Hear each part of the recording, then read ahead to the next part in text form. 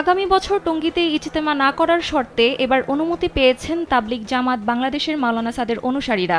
মঙ্গলবার স্বরাষ্ট্র মন্ত্রণালয়ের জননিরাপত্তা বিভাগের প্রজ্ঞাপন থেকে এ তথ্য জানা গেছে।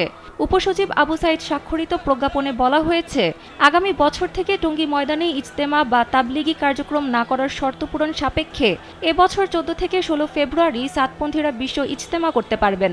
প্রজ্ঞাপনে বিশ্ব ইজতেমা 2025 সুষ্ঠুভাবে বাস্তবায়নের লক্ষ্যে 3টি সিদ্ধান্তের কথা উল্লেখ করেছে স্বরাষ্ট্র মন্ত্রণালয়।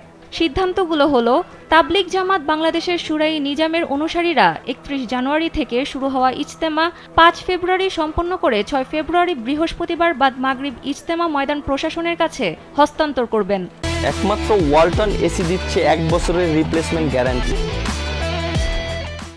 তাবলিগ জামাত বাংলাদেশের মাওলানা সাদ সাহেবের অনুসারীর বিশ্ব ইজতেমা দ্বিতীয় পর্ব আগামী 14 থেকে 16 ফেব্রুয়ারি অনুষ্ঠিত হবে। তবে শর্ত হচ্ছে, আগামী বছর থেকে তারা বিশ্ব ইজতেমা ও তাবলিগের কার্যক্রম টঙ্গীর তুরাগ তীরে করতে পারবেন না।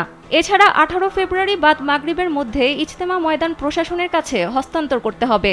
এছাড়া আগামী 20 ফেব্রুয়ারি ইজতেমা ময়দান তাবলিগ জামায়াতের শুরাই নিজামের নিকট হস্তান্তর করা হবে বলে স্বরাষ্ট্র মন্ত্রণালয়ের প্রজ্ঞাপনে উল্লেখ করা হয়।